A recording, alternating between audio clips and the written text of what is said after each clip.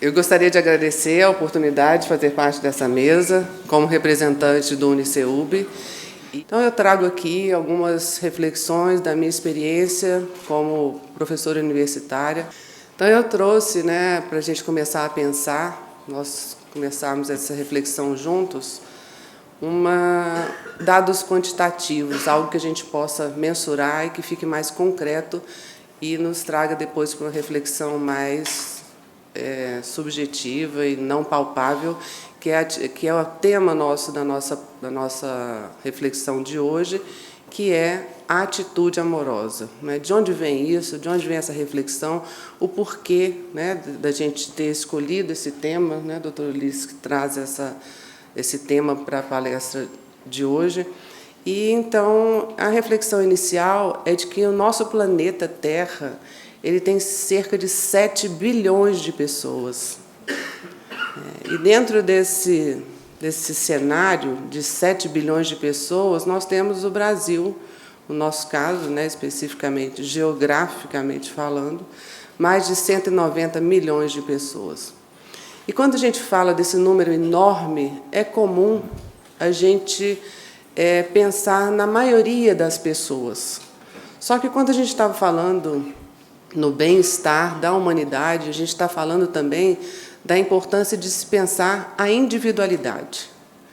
Então, não basta para a gente pensar que a maioria está bem, mas a gente tem que pensar naqueles que não estão. E como estão esses dados hoje?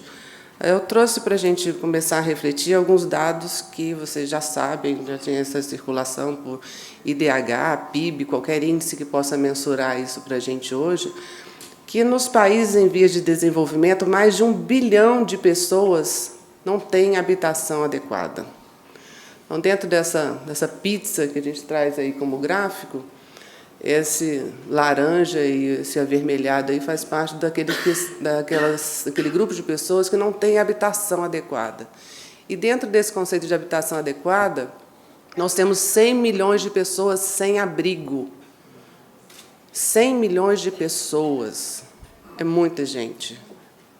E, a partir dessa reflexão, a gente começa a se colocar num patamar diferenciado e a gente começa a perceber a responsabilidade social que nós temos, já que as nossas condições de vida são extremamente diferentes de grande parte da população mundial.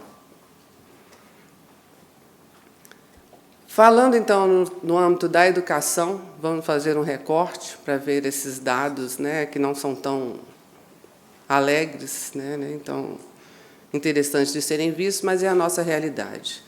Nos países em desenvolvimento, pelo índice do Relatório de Desenvolvimento Humano, mais de 800 milhões de adultos são analfabetos. E o Brasil tem cerca de 13 milhões de analfabetos com mais de 15 anos de idade. Não estou falando aqui dos analfabetos funcionais. A gente, como meu objeto de estudo é a educação superior, a gente sabe que nós temos diversos, o número é grande também, de alunos universitários analfabetos funcionais. Ainda, como dado, no Brasil, 16,27 milhões de pessoas vivem em situação de extrema pobreza. Esse conceito de extrema pobreza traz para a gente que a família dessas pessoas possui renda mensal abaixo de R$70 por pessoa. A gente tem muita coisa para falar a respeito do que está negativo. Então, esses dados vêm para mostrar e para confirmar que, do jeito que está, não está bom. E não basta a gente pensar, a gente tem que agir. E como agir? E hoje a academia, as universidades como um todo, todas as instituições de educação superior, elas têm que estar diretamente relacionadas à prática social. Quando a gente fala da extensão universitária ou da pesquisa, a gente tem obrigatoriamente que levar para a sociedade esses resultados que nós temos alcançado para que a gente possa ter uma modificação social. E eu acredito, ainda mais, e penso também nessa linha de Hannah Arendt, que para mim também é um norte das minhas reflexões, o caminho para acabar com a injustiça social é existir vontade política. Política no sentido mais amplo que se possa ter esse conceito político, né, da ação política humana. E é preciso, nesse sentido, dessa vontade política, agir em conjunto.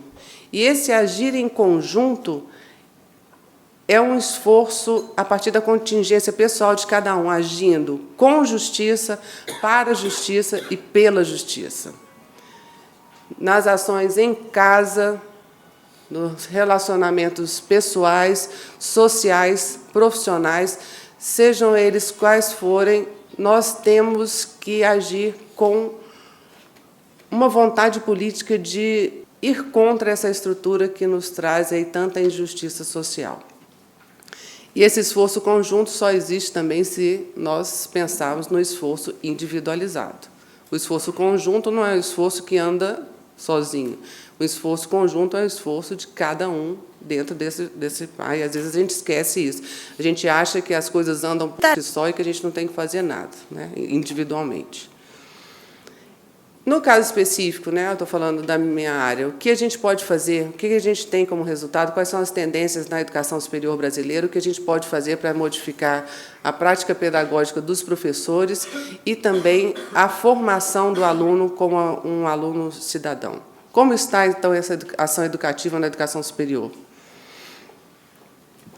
No Brasil, em 2011, são dados que a gente traz aí do INEP, 2.651 instituições de ensino superior no Brasil, 400 mil funções docentes na educação superior.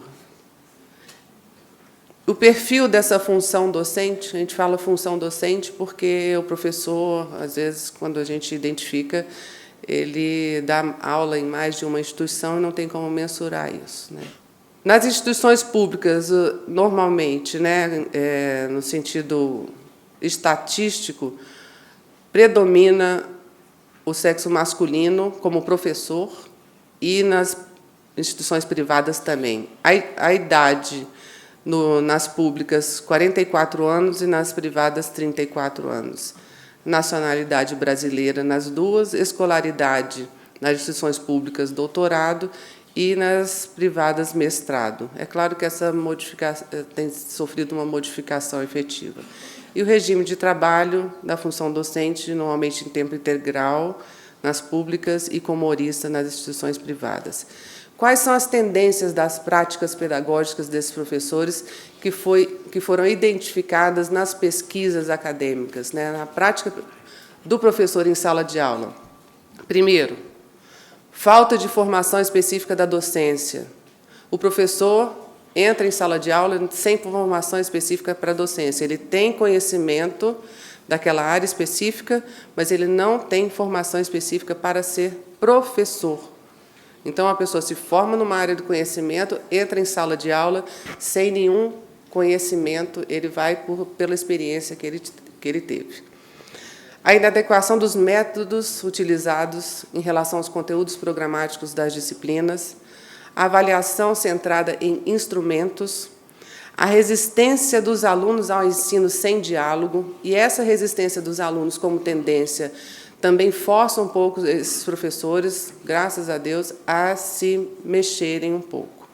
E a separação entre teoria e prática também é uma tendência, como se isso fosse algo possível de ocorrer. Então, é importante a gente salientar a importância dessas pesquisas. A importância dessas pesquisas até pelo impacto social decorrente de uma atuação pedagógica do professor em sala de aula. Nós sabemos que, às vezes, uma fala de um professor modifica substancialmente a vida daquele aluno, para sempre, para o bem ou para o mal.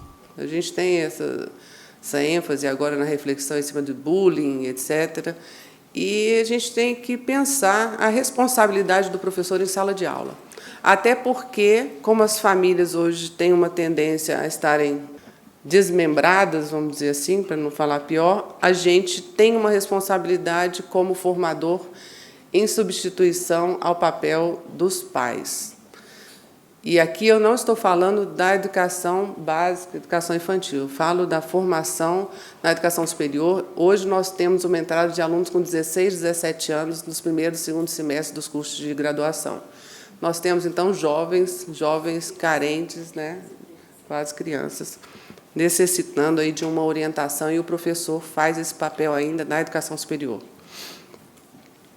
No Brasil, então, a gente deveria, né, pelos estudos que a gente tem identificado, a gente deveria didaticamente dividir 3 competências específicas para o professor na docência universitária, para que ele realize uma prática pedagógica significativa. A competência na área específica do conhecimento, é claro que o professor tem que ter conhecimento daquele conteúdo que ele leciona. Outra, competência na área pedagógica. Como o professor pode avaliar um aluno se ele não sabe nem o objetivo daquela disciplina, o conteúdo, qual é a didática, quais são as possibilidades, como o aluno aprende, né? O que ele pode modificar. Quando você tem um aluno com necessidade educacional especial em sala de aula, você tem uma turma que tem um aluno cego, você tem uma turma que tem um aluno surdo, como lidar com essa questão em sala de aula? Então, cada turma é diferente, porque cada indivíduo é diferente. E a terceira competência é a competência na área política como cidadão comprometido. O bacharel professor, então, ele é contratado hoje como professor de um curso e o requisito mínimo legal para a contratação é o diploma dele em bacharelado. Cada instituição decide se vai contratar especialista, mestre ou doutor, mas isso não é uma exigência básica. Então, você pega um profissional recém-diplomado, num curso de graduação, e ele entra em sala de aula sem ter noção da responsabilidade que ele tem como professor. As exigências nacionais para uma formação específica para aquele professor entrar em sala de aula são poucas. A obrigatoriedade de formação não existe quando a gente fala de educação superior. Então, a gente tem pedagogia das séries iniciais, pedagogia de tudo que você pode imaginar, agora, pedagogia para a educação superior não existe. E isso era uma reflexão, quando me formei em bacharelado, no curso de bacharelado, eu pensei, poxa, o que eu preciso para entrar em sala de aula? Sempre fui muito perfeccionista nas minhas coisas, eu não queria entrar despreparada. E eu descobri que eu não precisava de nada, que eu precisava circular meu currículo, à época a exigência era menor. Então, eu comecei a pensar que existia alguma exigência legal, mas isso não existe. Isso foi muito marcante para mim e talvez por isso eu tenha seguido esse caminho aí de um preparo mais sólido de pesquisa para poder assumir a sala de aula na educação superior. Eu trago aqui, então, né, Paulo Freire para ilustrar a reflexão nesse momento. E acredito plenamente que a educação não transforma o mundo, pensando nesse mundo como algo distante da gente. A educação muda pessoas. E as pessoas transformam o mundo. Parece muito claro, muito óbvio, mas a gente esquece isso no dia a dia. Parece que a educação, a gente luta pela educação, as políticas públicas pela educação, mas parece que é algo muito distante da nossa vida e ele está no dia a dia, no seu contato em casa com o seu funcionário, em todos os lugares essa educação se encontra. Não a dita educação formal apenas, mas a educação transformadora, ela transcende esses limites de qualquer sala de aula e de qualquer escola. E também, além disso, a profissão de professor não se resume, então, à aplicação dessas técnicas. Não basta o professor, né, ter conhecimento da didática para ser um excelente professor. Ele tem que estar comprometido, né? Ele tem que querer educar. E esse querer educar, ele é um esforço tamanho, é um esforço significativo, e você só consegue educar quando você ama o outro. E aí a gente traz essa reflexão para o nosso tema de hoje, que é essa atitude amorosa. A receita, se alguém quer alguma receita para que você tenha uma prática pedagógica na educação superior, né, que eu estou falando da educação superior, que seja uma prática pedagógica diferenciada, é você amar o seu aluno. O professor amar o aluno, amando o outro, respeitando o outro nas suas diferenças e aceitando. Isso é extremamente difícil quando você fala de grupos de pessoas que você não tem conhecimento anterior, você entra numa sala de aula como professor e ama aquela turma. Não é qualquer pessoa que pode ser professor.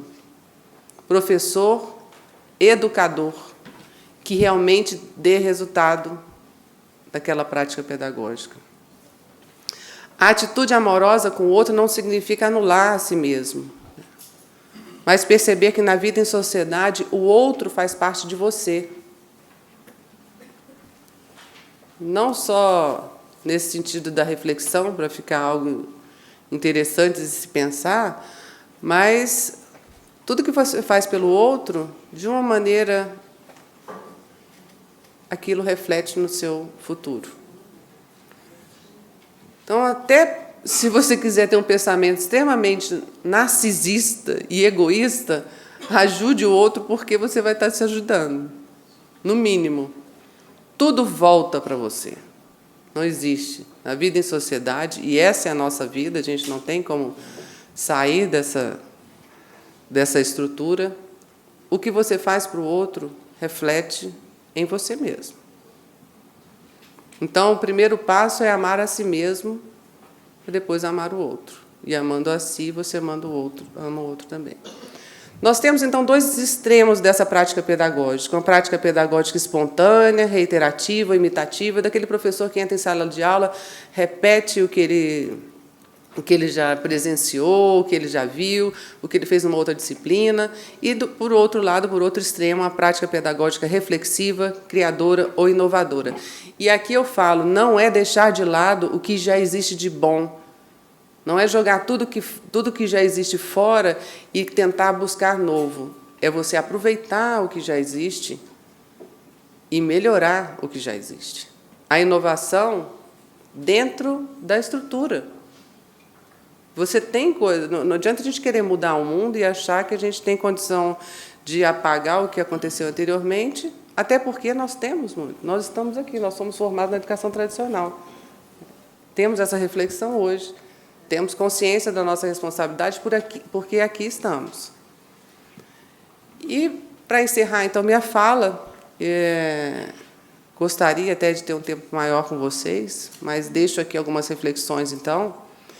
E você, cada um de vocês, por que você está aqui? Nessa proposta, nesse movimento da pedagogia das virtudes? Por que você se encontra aqui pensando sobre isso?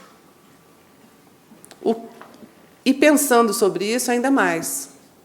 Além de pensar, o que você tem feito na sua vida diária, pelo planeta em que você vive, por essas 7 bilhões de pessoas que você sabe que você pode e que você tem condições de modificar. Porque, como eu falei, a modificação ela é individual.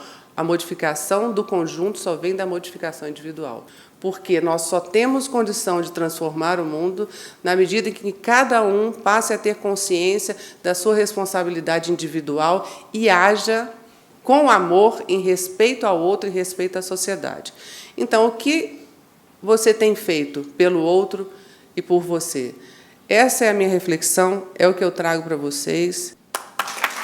Eu me sinto muito feliz e agradecida a Deus, porque quando eu olho para cada um de nós e para mim mesma, eu não tenho nenhuma dúvida que no nosso olhar e no nosso respirar, a presença da vida criadora é vida manifesta em nós.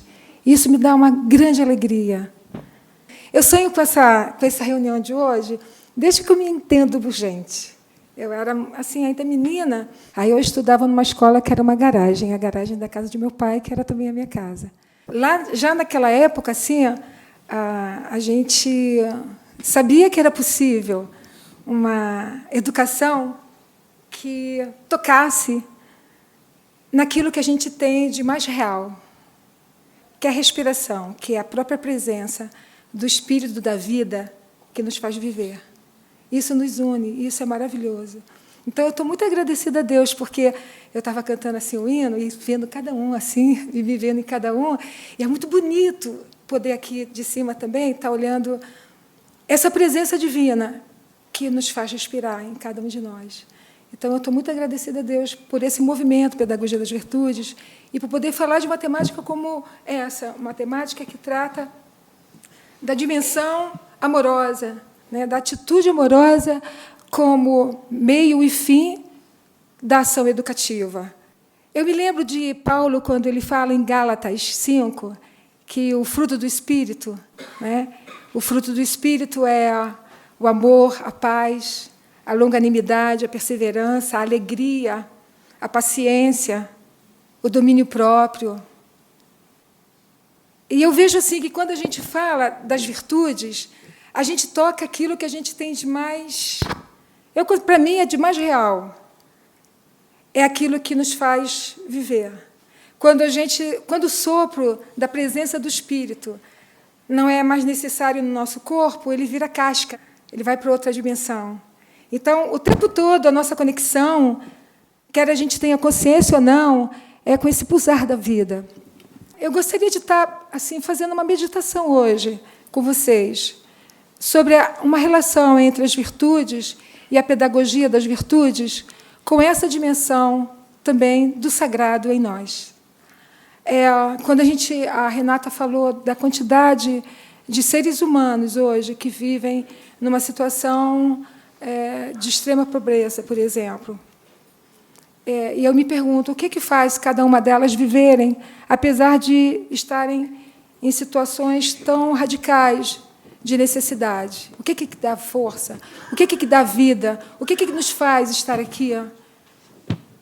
E a minha reflexão passa por esse processo de perceber essa realidade. Eu não tenho nenhuma dúvida que a gente é vida, porque a própria vida criadora é a nossa respiração. Então, eu gostaria de partir daí.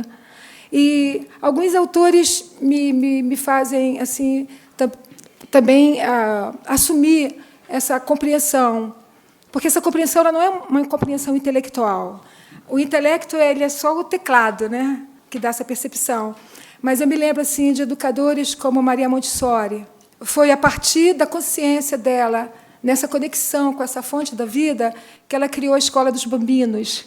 E ela criou a Escola dos Bambinos porque ela tomou consciência que as crianças, quando elas ficavam de férias, elas não adoeciam. E, quando elas voltavam para a escola, elas adoeciam. Ela queria entender o que era isso. Ela trabalhava com as crianças que são consideradas crianças especiais, mas ela percebeu outra coisa. E aí ela sentiu que, quando tocava nas crianças, nessa dimensão do espírito, não tinha doença. Não tinha doença. Quando a gente toca no espírito, não tem doença, porque o espírito não adoece. Então, ela foi uma educadora que trabalhou muito a educação para o autoconhecimento, inclusive, que tocava nessa dimensão. Ela sabia que essa dimensão era uma dimensão fundante do sagrado, que é o encontro de cada pessoa. E me lembro também de um outro autor que eu tenho uma profunda sintonia, minha tese de doutorado, inclusive, foi sobre ele, que é o Krishnamurti, o Jiddu Krishnamurti.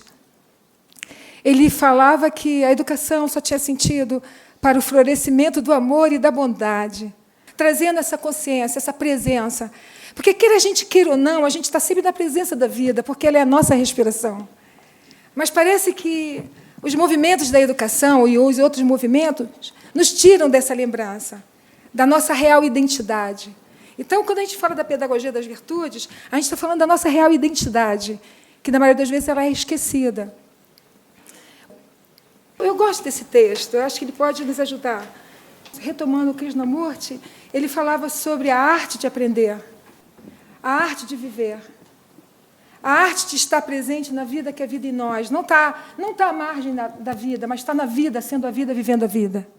E aí ele falava da arte de aprender, desse processo de estar na presença e que passa por um autoconhecimento. Então, para ele, a educação era uma relação entre a arte de aprender, que é a arte de estar vivo na presença, nessa conexão ininterrupta com a fonte da vida, e, ao mesmo tempo, a aquisição de conhecimento. Ele dizia que a aquisição de conhecimento, qualquer computador pode adquirir o conhecimento, mas a arte de aprender, ele considerava fundante para qualquer aquisição de conhecimento. Então, eu queria fazer uma relação entre os frutos do Espírito, que estão aí, Esse texto é bem antigo, né? Mas antes de Paulo, tantos outros já tinham falado. Sócrates já tinha vivido isso. Porque mais importante do que falar é a vida mesma. E é a vida que fala em nós, não somos nós que falamos. É o amor que ama em nós, não somos nós que amamos. Agostinho teve essa compreensão nas Confissões. Aliás, ele foi um dos autores que viveu essa conexão, essa consciência. E uma pessoa, já que nós falamos de algumas mulheres aqui, eu queria me lembrar de Simone Weil. Não sei se alguém lembra de Simone Weil. Academicamente falando, extraordinária. Ela tinha um conhecimento intelectual de física, de filosofia. E ela era uma pessoa extremamente admirada, também conectada com as questões sociais, né? Mas, ao mesmo tempo, ela era uma mística e judia. Quando a Segunda Guerra Mundial começou, ela tinha todas as condições, porque ela tinha uma família extremamente privilegiada, né, na questão econômica, e ela ajudou toda a família dela a sair daquela situação que ela estava, e ela decidiu ser uma varredora de rua. Ela decidiu ser uma varredora de rua. E sabe do que ela se alimentava? Da conversa dela com o Espírito. Tem um livro dela que se chama A Gravidade e a Graça. No final da vida dela, ela viveu num lugar que ela varria as ruas e, ao mesmo tempo, ela ajudava as pessoas que sofriam. Então, ela tinha uma relação profundamente amorosa com as pessoas, porque ela sabia que, quando ela estava com cada pessoa, ela estava com a própria presença divina. E, para ela educar, era essa consciência de que estar na vida consigo mesmo e com o outro implica estar na presença da vida criadora. E aí eu me pergunto, quando a gente fala de amor, a gente está falando de quê mesmo? É possível amar o outro se eu não amo a mim mesma? A mim mesmo? Mas o que é amar a mim mesmo?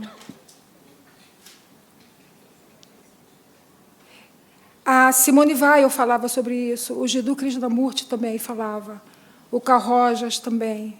O David Bohm, quando aquele físico quântico, amigo de Niels Bohr, Einstein, ele passou um período de profunda angústia numa certa época da vida dele, e o que o sustentou como físico quântico, que criou a ordem implícita, que é uma ordem, essa teoria de David Bohm. Sem essa teoria, nós não teríamos, talvez, toda essa perspectiva holística. O alimento dele, também, num certo período da vida dele, muito marcante, ele se deu conta dessa descoberta. Ele se deu conta que o divino era a vida nele. E, quando a gente se dá conta que o divino é a nossa vida, a vida é outra. Me parece que, quando a gente pensa na pedagogia das virtudes, a gente está tratando dessa questão. Eu não amo a mim mesma se eu não tenho consciência que a minha respiração é a própria vida criadora, a vida divina, o nome que a gente queira dar. O Krishnamurti falava que a palavra é o mapa não é o território. O território é a presença, o território é a respiração, o território é a liberdade que nos faz sair assim do engodo ou do cortiço de uma vida na ilusão de que a gente está desconectada da vida. Né? Então, quando a gente fala das virtudes, a gente está falando dessas dimensões. Eu duvido que alguém não fique feliz com qualquer uma dessas. Como é maravilhoso ser simples, né? Como é maravilhoso ser generoso. Como é maravilhoso, sabe, ser doce, sabe? Ser doce. Porque a doçura da vida é doce. E você vê a doçura da vida no outro. A paciência, né? Isso tudo nós temos, porque a conexão da vida, porque a própria vida divina é a nossa vida. Então, quando a gente fala de virtude, a gente está falando nessa dimensão mesma daquilo que é de essência nossa. E a gente fica sonhando. Aí eu vou falar, quando eu era menina, assim, estava lá na garagem, aí a aula era assim, diálogo, assim, no círculo, né? E as professoras, eu tive uma professora que se chama Marilda, eu não me esqueço dela, de detalhe dela. E ela falava, nós estamos sonhando aqui com o amor. Nós estamos sonhando com o amor. E, quando a gente sonha com o amor, esse sonho vai para muita gente, quando a gente está acordado ou quando a gente está dormindo. E nós estamos hoje com o movimento Pedagogia das Virtudes. Estou agradecida muito a Deus, que é a nossa vida mesmo, a nossa respiração, porque Ele, nesse momento, está reunindo 48. É só o início. É só o início. Eu acho 48 instituições muito pouco. Mas a gente sabe que é só o início. É só o início. Nós já estamos em um novo modelo civilizatório há um tempo, embora a gente continue buscando. Sabe aquela mãe que quando... Não sei se todas as mães são assim, né? Mas eu sou mãe, né? Então, num certo período da minha vida, meu filho ficava com febre. Eu orava, eu pedia a Deus para curar, mas eu ficava... Até que um dia disse para mim, meu filho me disse assim, mãe, para disso, eu não estou doente. Meu corpo que está com febre, não estou doente. Você fala de Deus e parece até que Deus não está em mim. Deus não fica doente. E aí eu fui tentando aprender isso. A academia esqueceu do espírito. O positivismo de Comte substituiu o espírito por uma ciência vazia, morta, egóica. E, nesse momento, a humanidade, toda a humanidade, e cada um de nós é a humanidade toda. Quem falou isso nos anos 20, 29, foi Krishnamurti. Spinoza já tinha falado isso tanto tempo antes, e os outros, e os outros. Nós, enquanto humanidade, toda na individualidade, nós estamos clamando pelo Espírito, porque nós temos saudade do Espírito. E é interessante, né? Nós temos saudade daquilo que é sempre em nós vida. Dói profundamente essa desconexão. Os jovens não querem mais isso, as crianças não querem mais isso, o idoso não quer mais isso. Nós sabemos que nós temos direito a essa liberdade, a liberdade da presença. Heidegger falava nisso, né? O Dasein, do Heidegger. Sobre o humanismo, acho que sobre o humanismo deve ser em 30, uma carta pequenininha, mas é um texto belíssimo de Martin Heidegger, tratando dessa questão. Ele já falava sobre isso. Então, eu sinto que o movimento Pedagogia das Virtudes, ele está trazendo essa lembrança. Quando a gente fala das virtudes, a gente está falando dessa dimensão. As virtudes ativam isso que nós temos por direito, porque nós respiramos. E aí o nosso tema.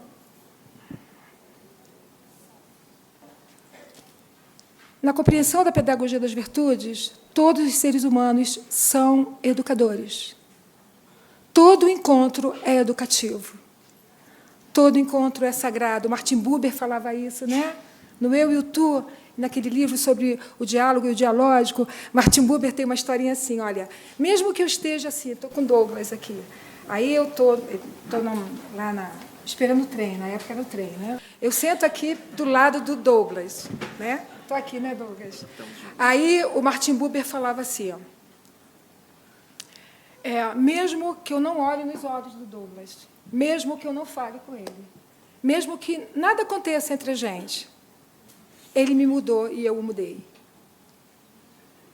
Isso tem a ver com a quântica, né? Com todo pensamento quântico.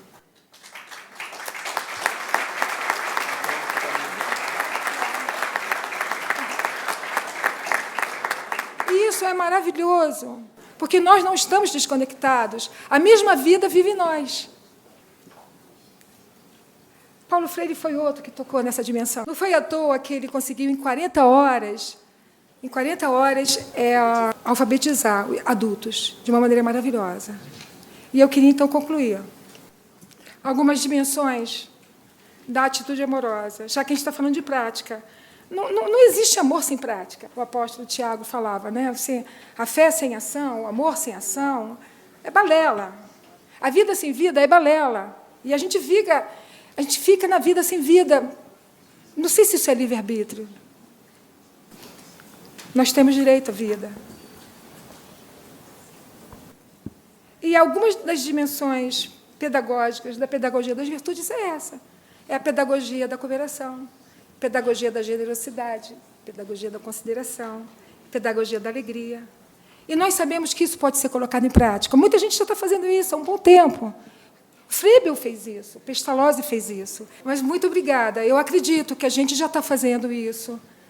E, por isso, muitas instituições vão entrar nesse projeto. E nós estamos orando por aqueles seres que colocaram fogo naquele senhor. E por ele também. Muito obrigada.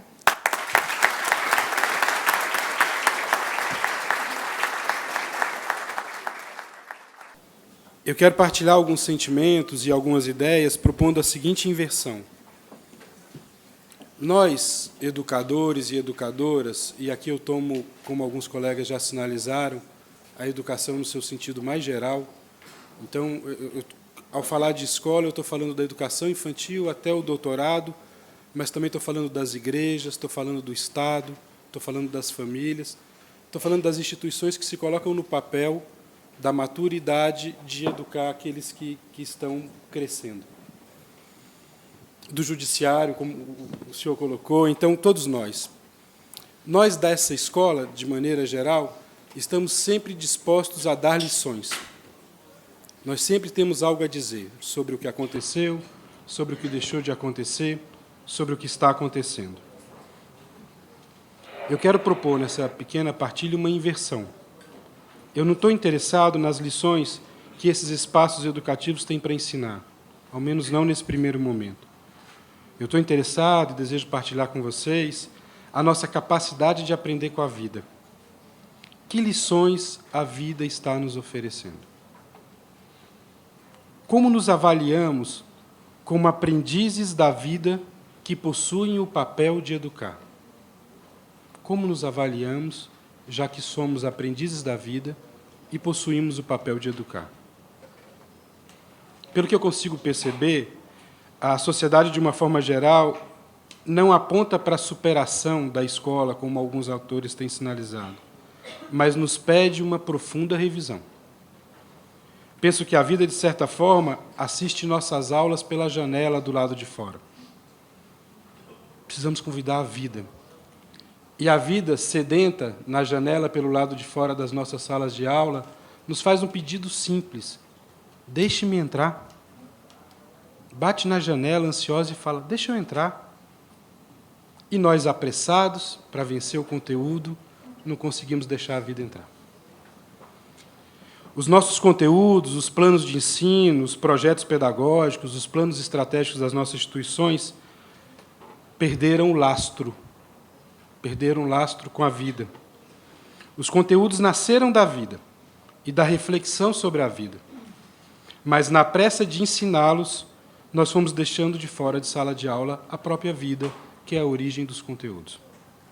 Nós não podemos perder tempo com a vida, pois temos muitos conteúdos para vencer. E a ideia de vencer conteúdo é uma fala muito comum no espaço educativo, como se eu estivesse numa guerra a ser vencida. E eu tenho que vencer o conteúdo do semestre, eu tenho que vencer o conteúdo do dia, eu tenho que vencer o conteúdo da aula. Conteúdos para vencer, então, é essa fala muito comum e reveladora desse estado de guerra que existe entre o tempo disponível, a quantidade de conteúdos e a atenção dos nossos educandos. No esforço de compreender os sintomas, o que eles revelam e o que eles escondem, eu quero partilhar com vocês uma hipótese de uma lição que talvez a vida queira nos dar, nesse momento histórico que a gente passa. Nós vivemos uma grande intensidade de busca e de encontro. Todos nós, em todos os cantos, fazemos um movimento de grande busca nesse momento contemporâneo que a gente passa. Uma grande parte da nossa população, em especial dos grandes centros, como Brasília, possui uma sensação constante de atraso e desencontro. Eu duvido qual de nós aqui já não acorda atrasado, com uma sensação eterna de atraso. Agora, a gente não sabe bem para onde está correndo, e muito menos do que está correndo. Vivemos, então, com grande intensidade esse desejo de busca e de encontro. E, não raras vezes, a escola promove e amplia esse estado de desencontro, apesar de ser ela um órgão social, um organismo social, junto com os outros, de promoção do encontro. Grande parte das escolas está mais ocupada com a manutenção do seu próprio negócio ou com seus indicadores de avaliação, que é o caso das públicas, do que com a sua tarefa principal, que é educar. Grande parte da energia da escola é ocupada e perdida com a ação meio e não com a ação fim. A escola precisa de se reencontrar consigo mesma e, assim, ajudar no encontro tão desejado da nossa sociedade que nos procura e espera de nós uma posição ou um comportamento de maturidade. A escola precisa ser essa árvore frondosa, de sombra para os mais novos, um espaço de acolhida, de calma, de reflexão. A escola, correndo de um lado para o outro, atrás da vareta do momento, não consegue cumprir seu papel. Ensinar é promover encontros. O encontro do conteúdo com o sentido desse mesmo conteúdo, o encontro dos sonhos com a disciplina para a realização dos sonhos, o encontro da liberdade com o limite que circunscreve a própria ação libertária, o encontro das opções com as escolhas, enfim.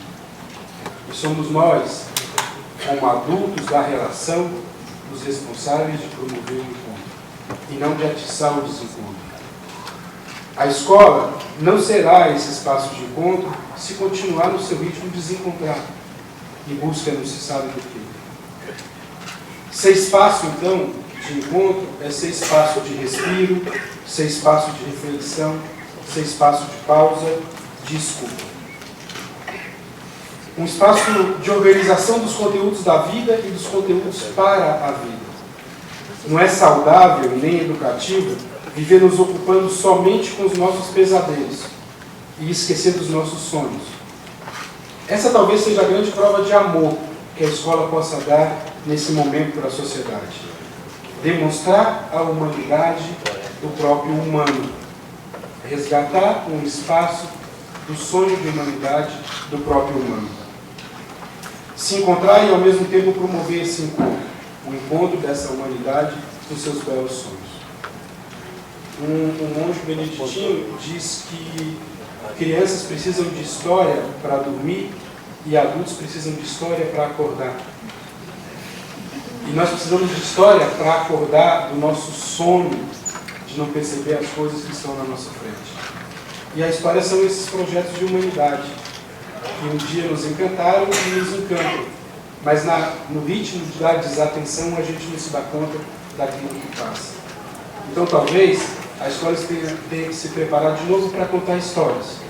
Histórias da humanidade adormecida dentro do próprio humano.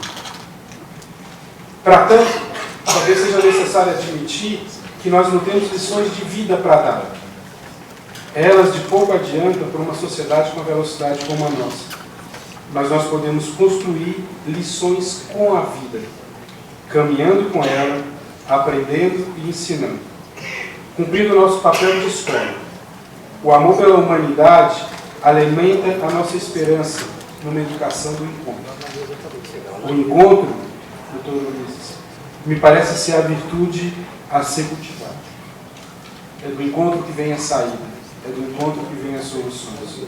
O encontro talvez seja o nosso principal dever de casa como escola. E o encontro, quem sabe, é a nossa melhor lição de vida e a nossa melhor demonstração de amor para a própria humanidade. Obrigado.